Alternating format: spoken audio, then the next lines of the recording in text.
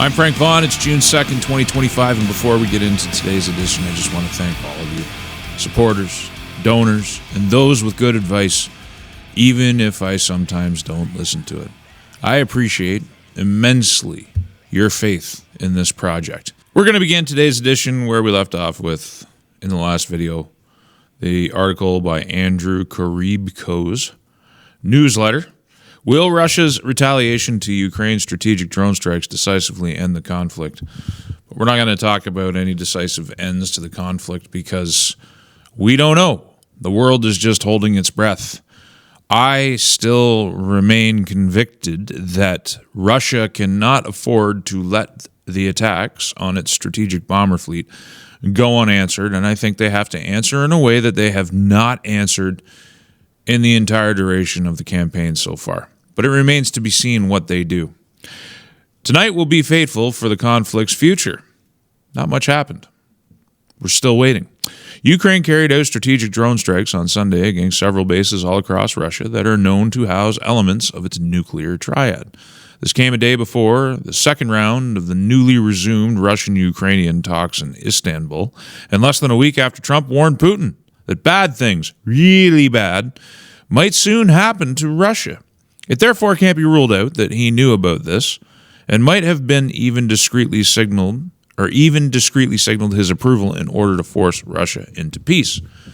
Of course, it's also possible that he was bluffing, and the Biden-era CIA helped orchestrate this attack in advance without him ever finding out, so that Ukraine could either sabotage peace talks if he won and pressured Zelensky into them, or coerce maximum concessions from Russia, but his ominous words still look bad. Whatever the extent of Trump's knowledge may or may not be, Putin might once again climb the escalation ladder by dropping more Oreshniks, which I do think is a likely outcome, which could risk a rupture in their ties.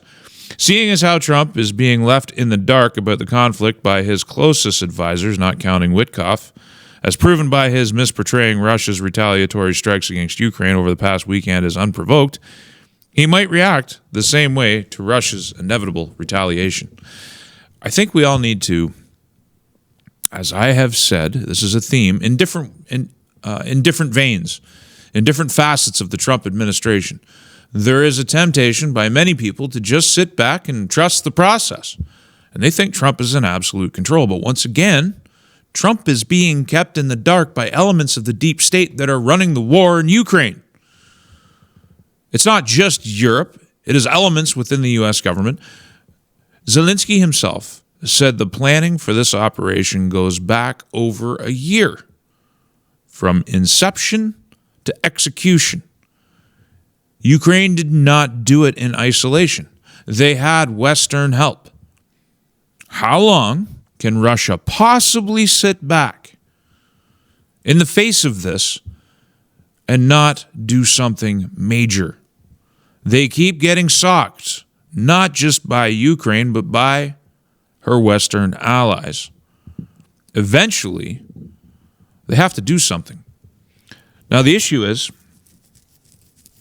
the history of American involvement in Ukraine going back to 2014. So this is a video clip. Richard says, constantly we are told by Western mainstream media the war in Ukraine was unprovoked.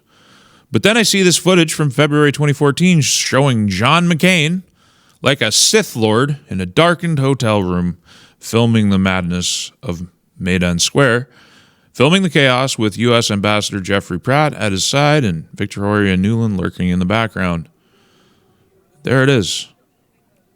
American hands, Western hands, NATO hands, were all over the coup that installed the government right now that has long since stayed past its term's expiration. One of the things that I really protest, and have protested for a long time, is this notion that Ukraine is some innocent maiden victim and Russia the big, bad, misogynist aggressor. It's just not that way. Everybody likes to ignore Ukrainian crimes that were going on in the East, that were covered by many journalists and bloggers and podcasters who went there and surveyed the East and what the Ukrainian government was doing to its Russian-speaking people. It's not so simple as Russia is the big bad guy and Ukraine is the victim. Have we learned nothing from history? Have we completely lost the ability in the information age, swimming with a plethora of useless information to be able to look back with any accuracy and understand how we got here? Did we learn nothing from Iraq and weapons of mass destruction that didn't exist? Iraq that had no ties to 9/11 whatsoever? The planes, many of the planes that bombed Iraq were taking off from the nation that had far more responsibility in 9/11 than Iraq did, Saudi Arabia. Once upon a time in 2016, Donald Trump talked about that. Not so much anymore. Seems hundreds of billions of dollars from the oil kingdom pouring into the United States is sufficient to silence that memory. Do we not remember Libya, where NATO warplanes bombed the most advanced nation in Africa back into the Stone Age so that they now can operate open-air slave markets with abandon? Women can't walk safe in the streets. And none of the help that Libya, under Gaddafi, was giving African nations that desperately needed it can flow anymore because it's been destroyed. Have we learned nothing from Syria? Have we learned nothing from Balkanization, Bosnia, Serbia? Every single time I talk about Ukraine, I get so many cursing, vile trolls show up talking about the innocent victimhood of the Ukrainian nation and how Russia's the big bad guy. As if Russia is the world's premier aggressor state right now. Not the United States, not NATO. Even though you can clearly demonstrate a record of aggression and expansion. NATO hasn't been a defensive alliance for 35 years. It's an expansionist alliance. It's an aggressive alliance. It seeks to dominate. NATO, the World Economic Forum, the United Nations. These are all aligned in the promotion of the exact same agenda. The one that Donald Trump was elected to oppose. And if we don't oppose that agenda, any semblance of freedom that we enjoy, any semblance of human rights, even if it's illusionary, even the illusion will disappear. And I fear that too many people are just outsourcing the work that they would need to do or the thinking that they would need to do. They're all looking for heroes. They want someone to save them. And so they cling desperately to any narrative that they can that shows the Orange Man is in total control, even as we watch him be isolated yet again. I think it's true that Trump had no idea that this attack was going to happen. It was done without his knowledge. If you look at his body language, when he talks about trying to achieve peace in the region, a lasting settlement to stop the killing, he's genuine in his desire. He wants those things. He wants to come to an accord. And I honestly think that everybody involved believes him. But the nature of the U.S. Constitution is Trump's only around for another 3.5 years. There's no guarantees after that. So everything that's decided now is only temporal because American power and American politics is temporal. It's the design of a republic. Meanwhile, Zelensky's power is not temporal. He can hang on for as long as he wants. He's destroyed press freedom. He's destroyed church freedom. He's destroyed the freedom of his people. He rounds them up in the streets and he sends them off to die. And no Western journalist wants to talk about the horrible, deplorable conditions of the Ukrainian people under the regime, let alone the war. I do believe Trump is genuine, but I also believe that he is isolated. Once again, just like in 2016, he's beset by problems on all sides, domestic and foreign. He kind of has to pick his battles. He's one guy. This time around, he might have more people around him that are loyal to his ideas, but it's a big state. It's a big bureaucracy.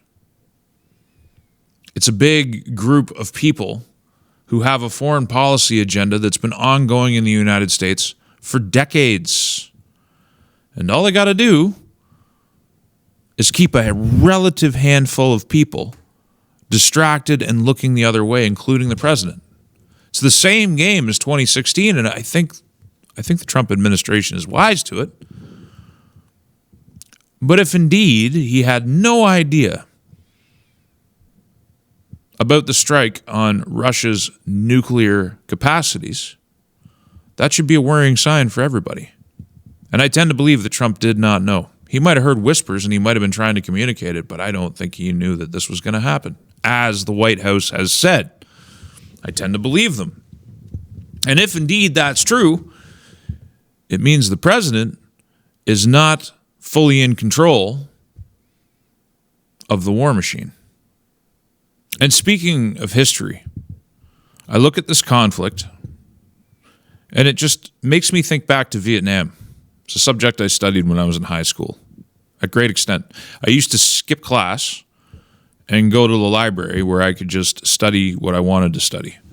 And the funny thing was, the vice principal at the time and my teachers at the time just let me do it. So I wasn't skipping class and looking to go gallivant around town. I was literally sitting in the library reading books, and so they let me do it. And I read extensively about Vietnam, and the thing that I came to understand more than anything, American policymakers and war wagers viewed the Vietnam conflict in terms of it being an extension of the Cold War. That if they didn't fight and prosecute the war in Vietnam, Russia and China would take over everything and communism would win Southeast Asia. What they didn't understand was the Vietnamese people had been fighting for their freedom. Whether they achieved their freedom under the regime that came after does not matter. There was a unification of ideals and ideas that manifested in Ho Chi Minh.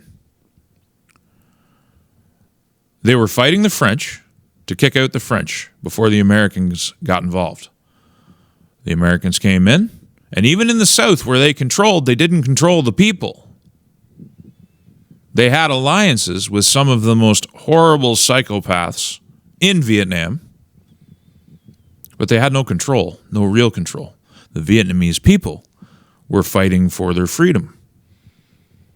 And once they had beat the French, and the French couldn't hold it on their own, the Americans got involved and they started fighting the Americans. And tens of thousands, millions of lives were lost, but tens of thousands of American lives were lost prosecuting a war that they viewed as a proxy war in the Cold War. But to the Vietnamese people, it was a war of independence. And that's what they told the world, but nobody believed them. So when the Americans were finally defeated, the expectation was the Chinese would just pour in and rule Vietnam. That didn't happen. The Vietnamese kept up their fight, and they turned their guns on the Chinese occupiers in their mindset. And eventually, they won out. Now, whether they can maintain that victory, that's a whole other story when it comes to Vietnam. But think of the decades wasted and the lives lost and the money squandered and the treasure lost because of a failure to understand the motivations underlying the conflict. We're doing the same thing in Ukraine. We are not giving the ethnic Russians in the East their fair due. We are not giving Russian motivations their fair due. We are not giving history its fair due to understand the history of the region and who is who culturally and ethnically. We have got our blinders on. We're not telling the truth about the Zelensky regime. We're not telling the truth about Maidan. We're not telling the truth about the horrendous totalitarian nature of the consequences that descend from 2014, about American and NATO machinations in the region, about NATO expansionism. We're not taking a whole of fact approach. It's not holistic. And the risk is the same as it was in Vietnam. Until we fully understand the motivations of all sides involved in the conflict, we can't possibly hope to achieve a cessation of hostilities, which are killing the flower of Ukrainian and Russian youth. And until we start asking, what's it really all about? And stop the flag waving in this knee-jerk response. Like, I'm so disgusted by Pierre Poilievre on this file, actually, in the Conservative Party of Canada. There's no nuance. They're completely undifferentiated from the Liberal Party. It is, we must support the Zelensky regime.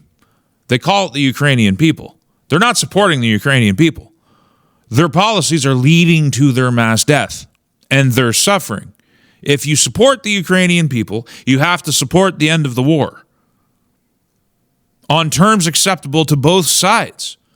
Because terms acceptable to both sides leads to peace, which is actually what supports the Ukrainian people. And as a final note on this subject, because I usually do reports with multiple subjects embedded, like a news report, and I'm interested in what your opinions are. Should I be continuing to do that news format where it's a half-hour, 40-minute video that contains multiple subjects, or should I be doing multiple videos that are single subject? Let me know in the comments what you think. But in terms of this video, understanding the Russian perspective is very important as well. People see, or the myth that is being spread around is that Russia is an aggressor state. That if we don't stop them in Ukraine, they will take over all of Europe. Does it sound like Vietnam? Does it sound like the justification for many a war that have been fought since the Second World War? This idea, this notion that, and where it comes from is appeasement of Hitler. So we had the carving up of Czechoslovakia in 1937. We had the Anschluss in 1938. And Poland was the final straw. Now, the interesting thing is if you want to do an examination of history, Hitler claimed that his last claim on Europe was a corridor to Danzig, to bring the Germans that were in Poland back into the Reich, and that would be his last claim in Europe. Now, he was very clear that he intended to conduct a war to the east, which is a completely separate issue. But it's interesting to wonder and speculate how different things might have been. And I'm not saying this in a favorable way, in a positive light, or a negative light. If those regions which were ripped from Germany in the post-World War I world were returned to Germany, those German speakers and those German people, what would have it? I think you still end up with a Second World War, but what would it have looked like?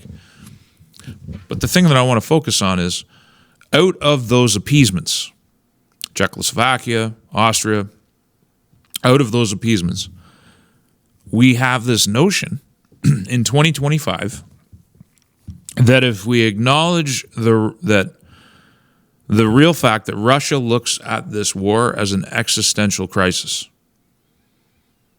with cause, this idea that if they are appeased, that there's absolutely no room for negotiation with Russia.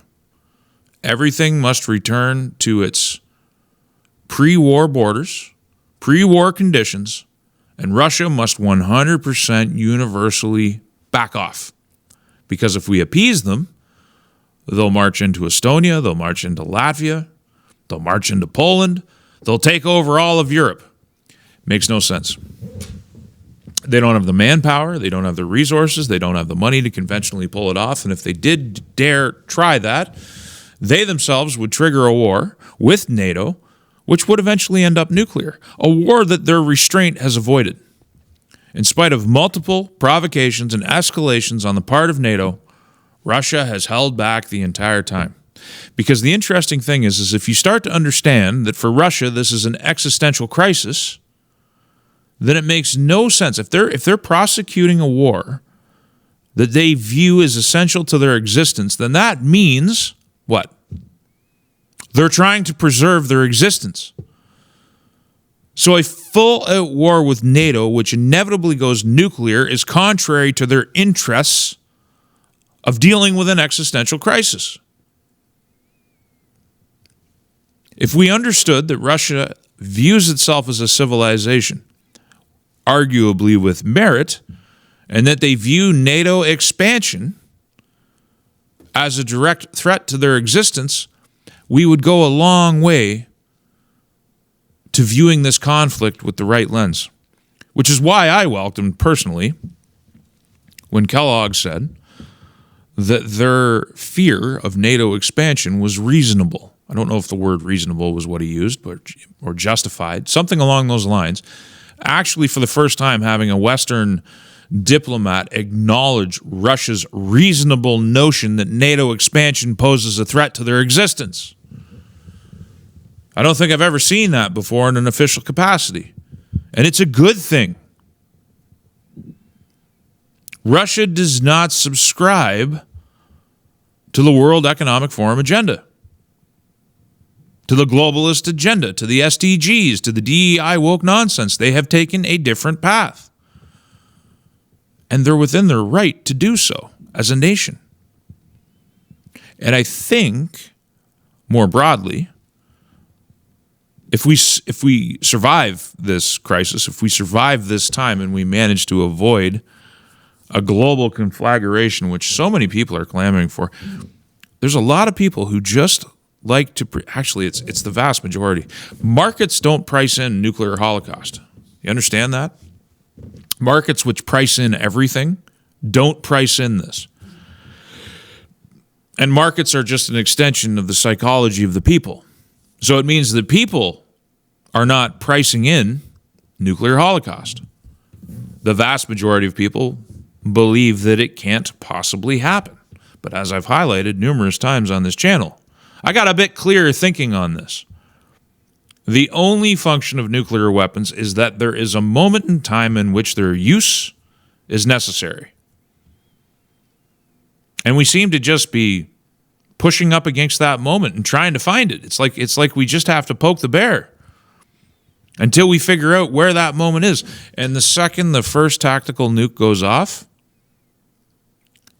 psychologically and financially, the entire world will race to price it in.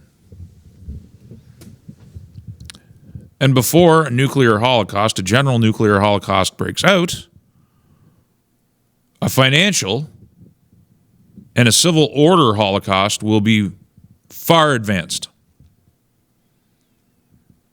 The amount of damage that would come out of such an eventuality is very difficult to estimate, both socially and financially. I personally just wish we'd stop pretending that it's not a possibility. I wish we would start recognizing that nation states and cultures and ethnic groups have individual identities, that the world is not one homogeneous, androgynous lump and mass, and that it's okay for different nations to choose different national destinies. That trying to impose a one world order on everybody is doomed to failure and is a notion that we should abandon so that we can preserve civilization and focus on doing some pretty amazing, great things. We have the capacity to do things that I don't think humanity has ever done before.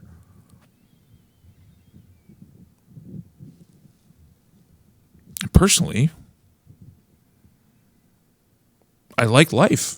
I like living. I like my sons. I like my son and my daughter, and your sons and your daughters not being required to go off and die in a war that the suits seem desperate to keep going. Am I truly unreasonable? for having that as a principal desire,